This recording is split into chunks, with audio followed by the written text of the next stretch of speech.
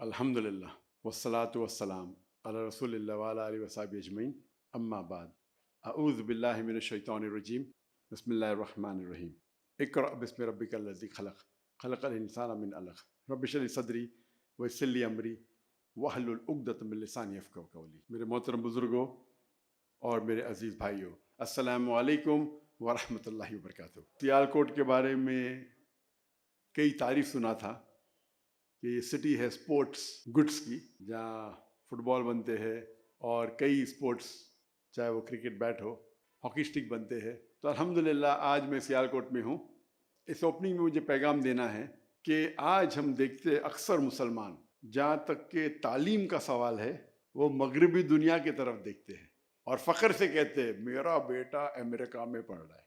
जब मैं जाता हूँ अमीर लोग बिलेने के घर में, तो इन लोग मुझे बताना चाहते मेरा बेटा किधर से पढ़ा है, हार्वर्ड। मतलब मेरा बेटा फारिग वो जामुतुल इमाम से फारिग है, रियाद में। जामुतुल इमाम मेरे नज़दीक दुनिया की एक one of the best Islamic university है। मेरे दोनों बेटियां जामुतुन नूरा में, जो one of the biggest women's university है दुनिया की, वहाँ से फारिग है। तो मैं वो अरबों से पूछता हूँ, मुसलमान से पूछता हूँ, आपका बेटा अगर हार्वर्ड यूनिवर्सिटी फारिग होके एक MBA बनेगा या कोई UK के यूनिवर्सिटी से डॉक्टर या इंजीनियर बनेगा, वो आपके लिए दुआ करेगा तो ज़्यादा कबूल होंगी कि आपका बेटा एक इस्लामिक यूनिवर्सिटी से फारिग होगा जैसे जामुतुल इमाम? तो उनका मुंडी नीचे हो जाती है।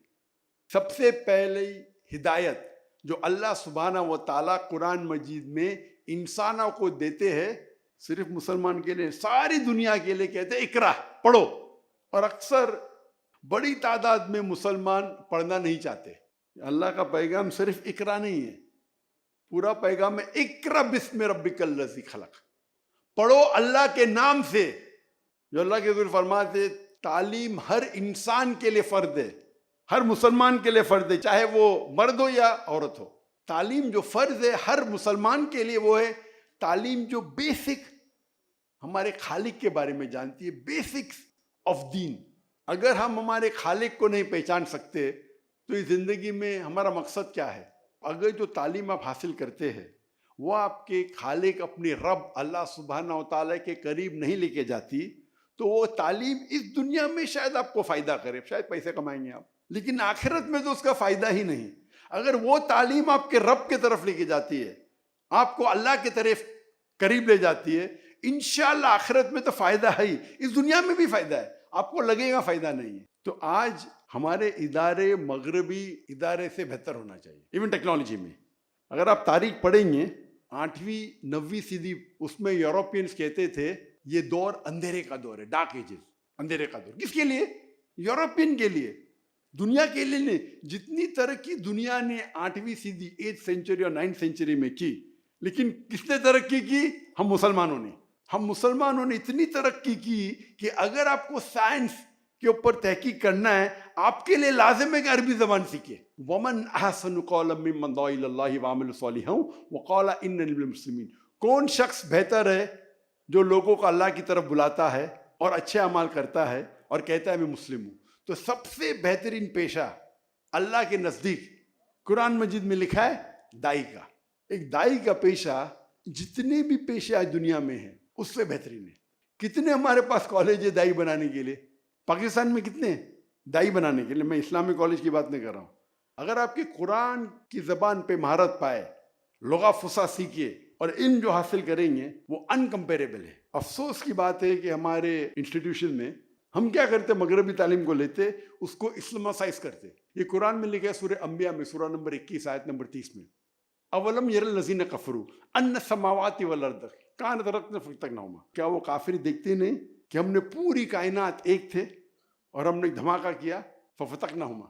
ये जो बिग बैंग लिखा है, जो हमको पता चला 50 साल पहले, 60 साल पहले, कुरान मजीद में 1400 साल पहले लिखा है।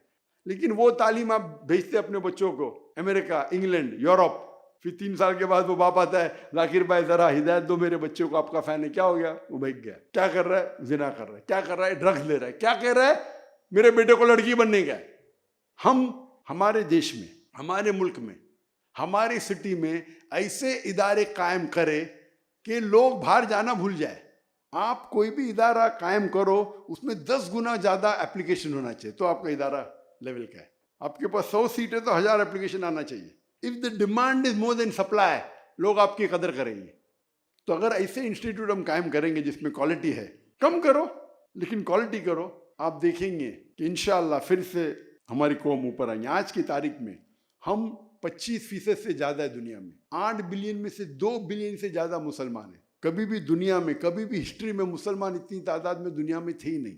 ये हालत क्या है, सब जगह पिटे जा रहे हो। ये इसीलिए क्योंकि हम मुसलमान कुरान और हदीस को छोड़ दिए। इंशाअल्लाह हम फिर से अगर कुरान और हदीस के करीब आए, उस पर अमल करेंगे, तो इंशाअल्लाह हम दुनिया में वापस से चोटी पे पहुँचेंगे।